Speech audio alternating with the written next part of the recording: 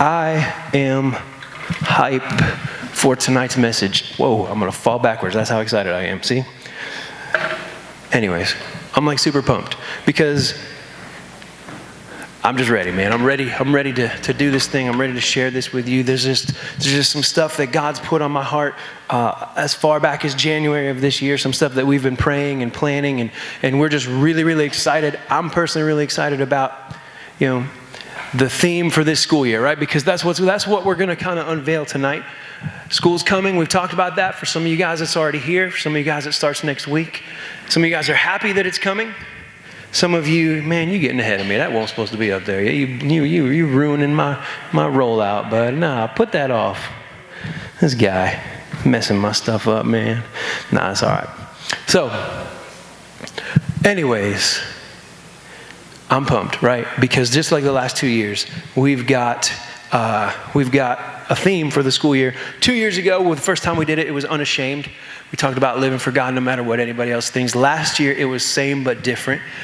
We talked about this idea that we're in the world but not of the world. We were created not to conform to the expectations of others, but to live the way that God called us to. And they worked out great. They were ideas, they were concepts, they were things that we wanted you to implement into your lives, into your walks with Jesus. And they worked out great. Like I said, this past Saturday, I was talking to somebody about the idea of being a blue duck, which came from our Same But Different series. But this time, tear it up, Taylor. This time is more, at least to me, is more than a concept or idea. This time, the phrase, the theme that I'm going to give to you in a few minutes is meant to be a movement. All right, it's meant to start right here with those of us who are in this room, and is meant to continue throughout the school year, throughout this group. Come on in, guys. Throughout, Epicenter Church as a whole. And it is our theme for the school year, but it's not going away. Right? It's meant to kind of redefine who we are as a group, and hopefully who you are as an individual Christ follower as well. It's a phrase, like I said, that God dropped in my spirit many, many months ago, and it's something that I've been excited to share with you guys ever since then. But before I have to show you our brand new logo, which you've already seen now. Taylor, I'm just kidding. All right, so check this out. This is our new logo at Epic Students. This is not the big news. This is not the big announcement. The theme is the big announcement. But it's just, kind of look at it. We spent how many months and text messages did I send you guys? Like our student leadership team, I know that they were so tired of looking at lightning bolts. They're like, dude, would you stop harassing me with these I'm an overthinker. I'm an analytical person by nature. And so I sent them literally probably 50 different ideas before we finally refined this thing. But what I want you to look at is that lightning bolt, right? And many of you guys have seen this before.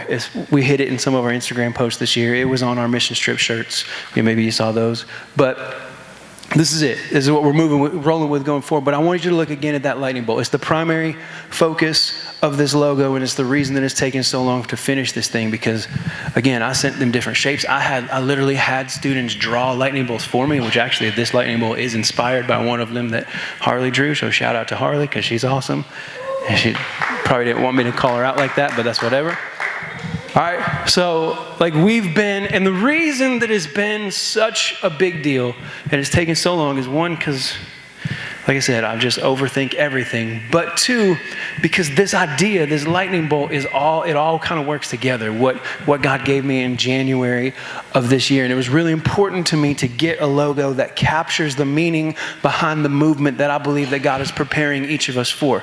And this lightning bolt has everything to do with the theme for the upcoming school year and the mission behind Epic Students going forward. It represents what I believe, or who I believe God is calling us to be, again, as a group and as individuals. So without further ado, and many of you have even heard this phrase already, but the theme for the 2019-20 school year and the mission for Epic Students moving forward beyond this point is light up the darkness. All right, let me hear you say that with me. Light up the darkness. Light up the darkness. Thank you, Gage, and 4 other people.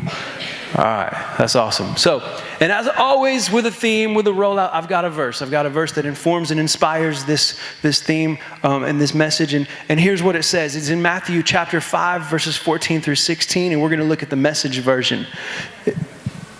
It says, here's another way to put it. You are here to be light, bringing out the God colors in the world. God is not a secret to be kept. We're going public with this, as public as a city on a hill. If I make you light bearers, you don't think I'm going to hide you under a bucket, do you? I'm putting you on a light stand. Now that I've put you there on a hilltop, on a light stand, shine. Keep open house. Be generous with your lives. By opening up to others, you'll prompt people to open up with God, this generous Father in heaven.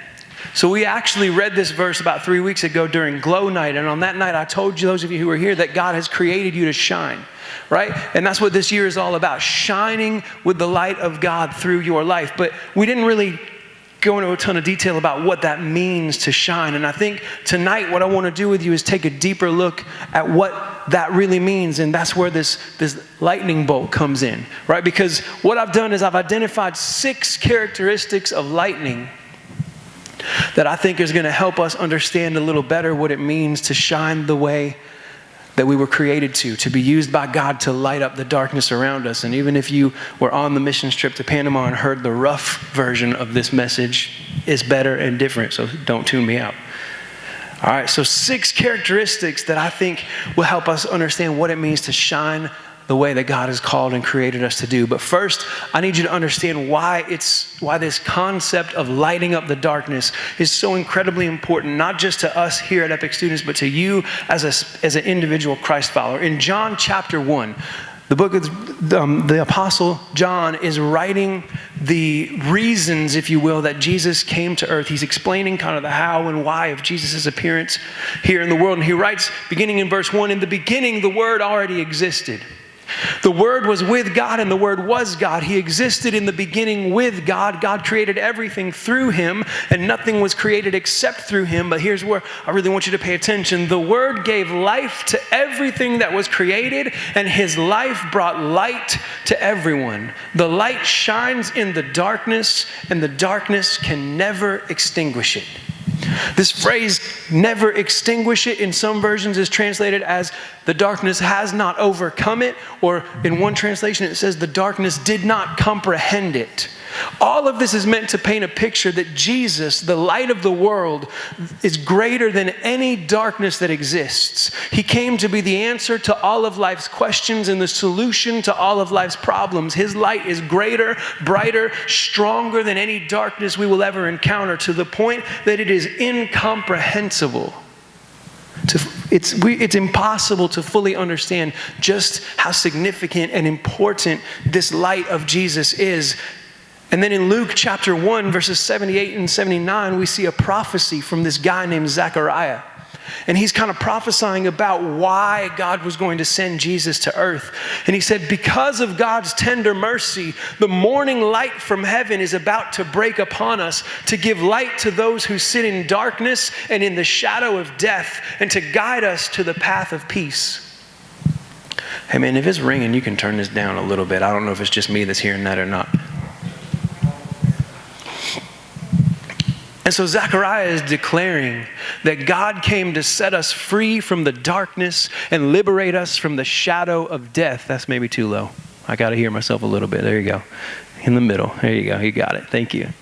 All right. He came to show us how to escape the worries and anxieties of life and find our peace in Him. That doesn't mean we'll never encounter those problems or those difficulties or those worries or anxieties. He came to set us free from all of that.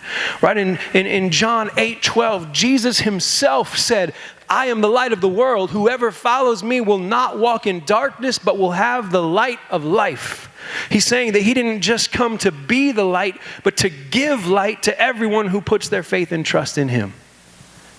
And so that's where we find ourselves tonight, okay? This idea of darkness throughout the Bible, it's used to represent sin, but not just sin.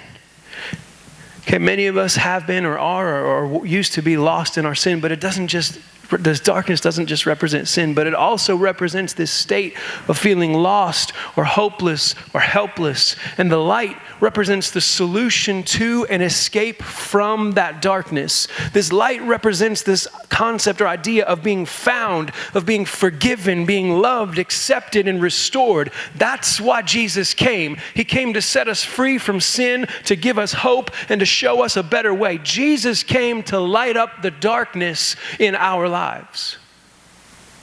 And then in Matthew chapter 5, Jesus takes it a step further. The same man who said, I am the light of the world, whoever follows me will not walk in darkness, says in Matthew chapter 5, you are the light of the world, like a city on a hilltop that cannot be hidden. He was speaking that directly to his followers in that day, but indirectly to each and every single person who would ever make the decision to follow him. And so for many of us in this room, that means us. So Jesus is speaking directly to us. You are the light of the world. So think about this for a minute, right? We've got Jesus, the light of the world, the one that God sent to earth to light up the darkness, to lead people to peace and restoration, says to you and says to me, you are the light of the world. You are sent to shine. So the light of the world, who did all of those things, looks you in the face and says, part of your purpose is to light up the darkness. But I love that he doesn't put the burden on us of saving others. He doesn't say, you are the one that I sent to save people of their sins. You are the one that I sent to help this person overcome their difficulties. No, that's not our job. He says, you are the light of the world, but your responsibility is not to save anybody. Instead, it's your job to share your stories and experience and to help others understand that there's a better way. We're not called to save people or even lead them out of darkness. Instead, we're called to light the way and point them toward the one who can do all of those things and so much more. We are called to shine. We are called to light up the darkness around us and show people the way towards a better life. That's why this idea of lighting up the darkness is so important. And so now we're back to the lightning bolt, right? Like I said, 6 different characteristics or qualities, if you will, of a lightning bolt that I want to begin to define each of us here at Epic Students and our group collectively. The first characteristic of lightning that I want to talk about is that it cannot be hidden. You can't hide lightning, right? How many of y'all have ever seen heat lightning? Like, my son Liam and I, 2 weeks ago, we were driving home from here. And it wasn't storming, it wasn't raining, but it was hot out. And so in the distance, we saw heat lightning, right? And heat lightning, anytime I've ever seen it, is behind a cloud. Or inside a cloud or whatever. Like I've never seen, it doesn't look the same as like lightning during a storm, or there are these bolts that come down to the earth. It's like up in the air behind a cloud. But even though it's hiding inside or behind the cloud, you always see it, right? Because it lights up the cloud, it lights up the entire sky in a way that's undeniable. You couldn't hide that lightning if you tried. And in the New Living Translation, Matthew 5:14, Jesus tells us that we are to be like a city on a hill that cannot be hidden. And in the Message, it says that means that the light of Jesus in our lives should be so bright that it's undeniable, right? If we believe in Jesus but don't talk about it, then it's kind of deniable, if you will. Like you can hide that. Or even if we just kind of go through the motions of faith and we show up at church on Sundays and some Wednesdays and we like lift our hands every once in a while, but it really doesn't impact our lives or the way that we live or the choices that we make, you can hide that. You know, it's part of our lives, but it's not the driving force behind our lives. You can hide that. But Jesus has called us to live in such a way that everything we do, every action we take, every decision that we make is motivated by a desire to be more like Jesus and to live out his purpose. And then when we do that, we will have a light that is as undeniable as a bolt of lightning on a dark night. We should be unashamed, if you will. We were called not to hide what we believe in, but to shine out for the world to see. And the second quality of lightning that I want us to look at is the fact that lightning carries energy and power, right? Obviously, most of you, if not all of you, know that scientifically, lightning is electrical energy. Like that's literally what it is. And it carries the power of millions of volts of electricity. I was kind of shocked. Like the weakest lightning bolt that's ever existed has like 10 million volts of electricity that carrying through it. Like some of the biggest ones have 100 million volts worth of energy. And so you've got these just incredibly powerful things that carry all of this energy. But the thing is that when you decided to put your faith and trust in Jesus, you were given a power even greater than that. The power of the Holy Spirit. Look at what Jesus told his disciples in Acts 1:8. He said this was right before he was about to go to heaven. He said, "But you will receive power when the Holy Spirit comes upon you, and you will be my witnesses, telling people about me everywhere." That's the same power that's available to each of us. And when we carry that power with us everywhere we go, it enables us to shine the kind of light that we were created to shine. It enables us to live the kind of lives we were created to live, to make the kind of choices that many others are unwilling or unable to make. It's the kind of power we need to talk to people about what God has done in our lives. It's the kind of power that we need to speak out against injustice and inequality, and the kind of power that we need to share God's love with others without fear of rejection. Through God's gift of the Holy Spirit, we have all the power we could ever need to shine his light into the darkness. All we have to do is choose to use it. All we have to do is say, I'm going to be the person that I was called and created to be, and I don't much care what anybody else thinks about it. You have more power available to you to change the world than you will ever understand. Just like lightning. And then that brings us to the third quality of lightning that I want us to talk about tonight. Not only does lightning carry power, but it passes it on. It's conductive, if you will. When it comes in contact with metal, trees, the ground, and yes, sometimes, unfortunately, people, it shares its power with that object. And in the same way, we should be sharing the power of God with everyone we come in contact with. We should be sharing that power through things like prayer, through sharing our stories, through inviting other people to church. Everyone we come in contact with should be aware of the light and power we have, not because we're shining it in their faces or striking them over the head with it, but because we're using that light to light up their paths and show them a better way. We're living and leading by example. Jesus said in Matthew 5:16, keep open house, be generous with your lives. By opening up to others, you'll prompt people to open up with God, this generous Father in heaven. This is what it means to be conductive. And that's why at the beginning of this year, we told you that your story matters. When you open up with others, when you share what God has done in your life, you are passing on the power and the energy that God has given to you. If you are passionate about God, then that passion will become contagious to those around you. Maybe they won't believe the way that you do, but they'll begin to wonder what it is about you that's just a little different. You will have opportunities to share with others and invite them to be part of what God is doing in your life and in our city and in our group. You have the opportunity to be conductive, just like lightning, to pass along that power. All you have to do is speak up. Lightning is disruptive. Lightning, as you know, it shakes up the atmosphere. It even sometimes wakes people up from their sleep. And that sounds kind of negative, but in the context that we're talking about, I promise you that it's not. See, we were called to be disruptors. We've all been called to disrupt the status quo of culture and to refuse to conform to normal.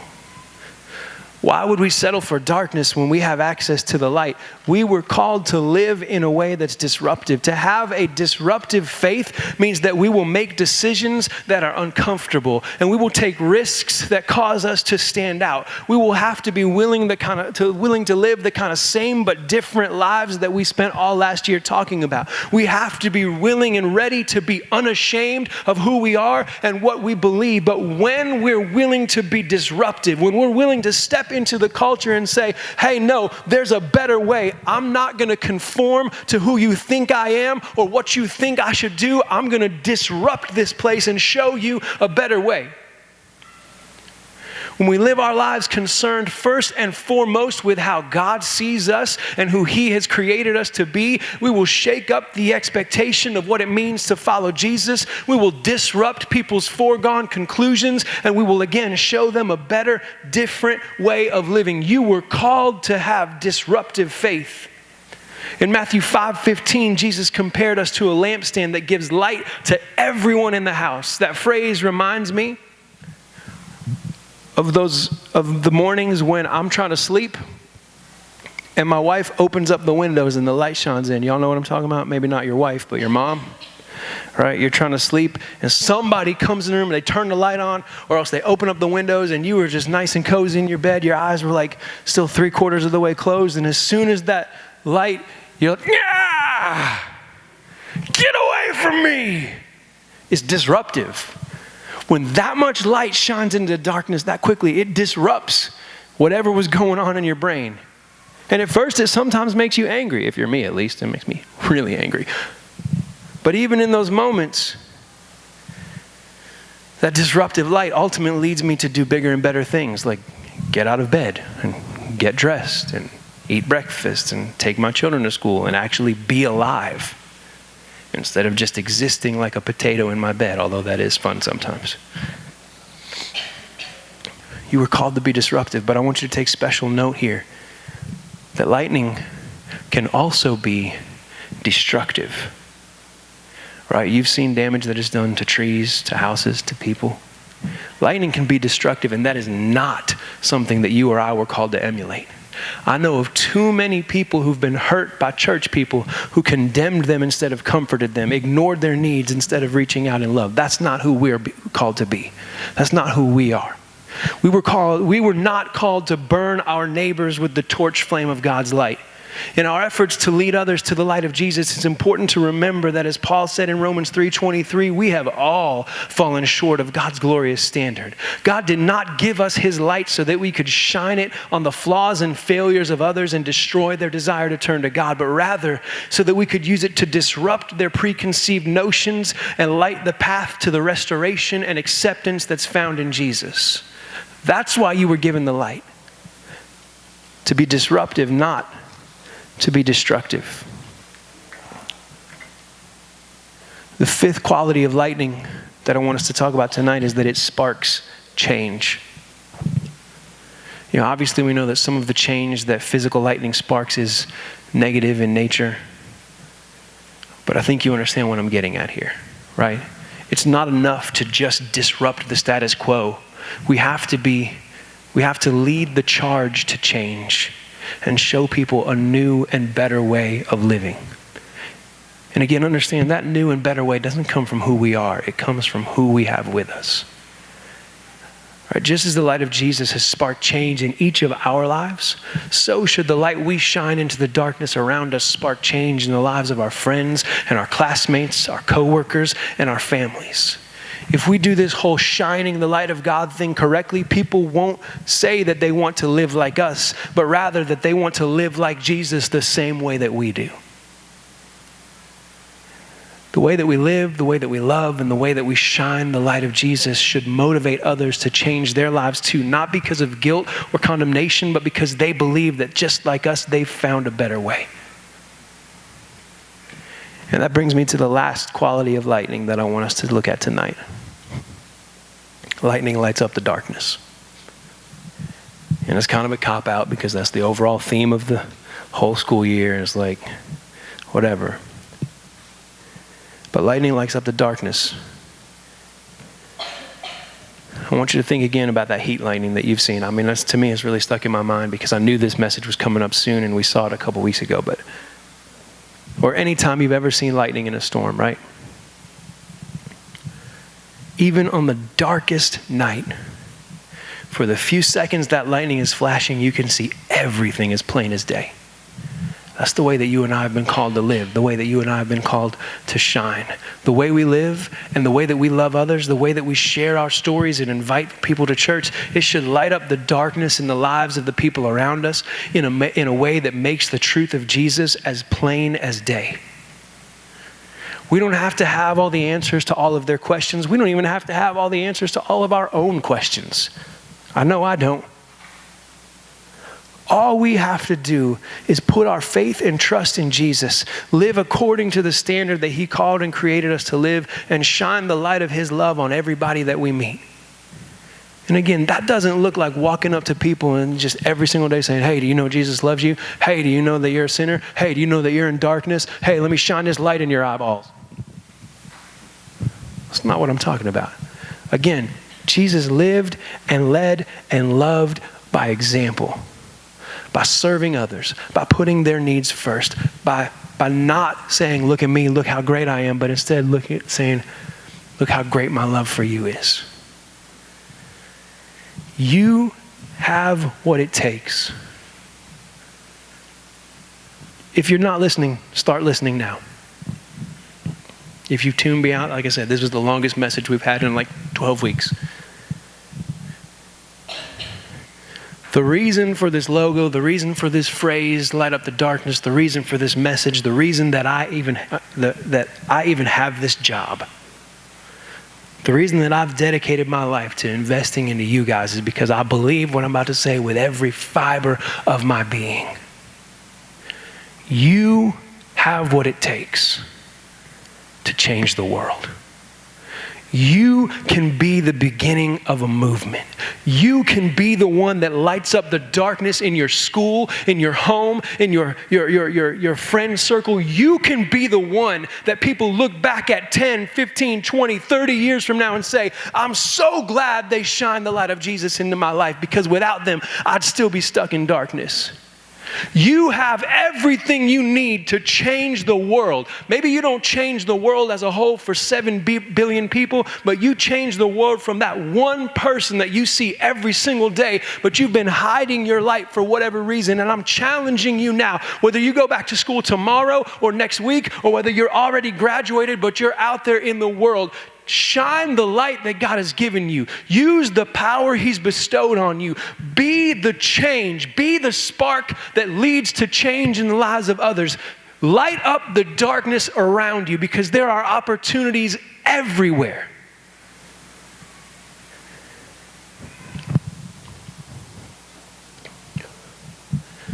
I could go 20 more minutes with this, all right? I could keep on, but it's going to be more of the same stuff.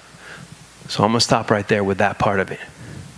But this is who we are. We're not a lightning bolt in a triangle, whatever, okay? Light up the darkness. That's who we're called to be. That's what we are called to do in our city, in our schools, in our communities, in our families. That's why you're here. That's why I'm here. That's what Epic Students is about from this moment forward. It's about showing people a better way. Showing people, not showing people that we're better. Showing them a better way. Lighting up the paths that point to Jesus. See, if you've been in church for a while, you hear people talk about God calling them to do this or God calling them to do that. And that happens for some people, man. Some people are called to be missionaries. Some people are called to be pastors. Some of y'all are going to grow up and you're going to be painters or teachers or artists. And maybe God called you to do that. Or maybe that's just something that you're passionate about and you're stepping into. But what I absolutely know beyond a shadow of a doubt that God has called every single person in this room to do is light up the darkness around you. Lead with your love and by the way you live and the way you serve. Live differently. Stand out. Be unashamed. Don't be afraid to be different. Don't be afraid to take those risks or make those choices or live the way that God has called you to do, because that is how you point others to Jesus. That is how you light up the darkness around you.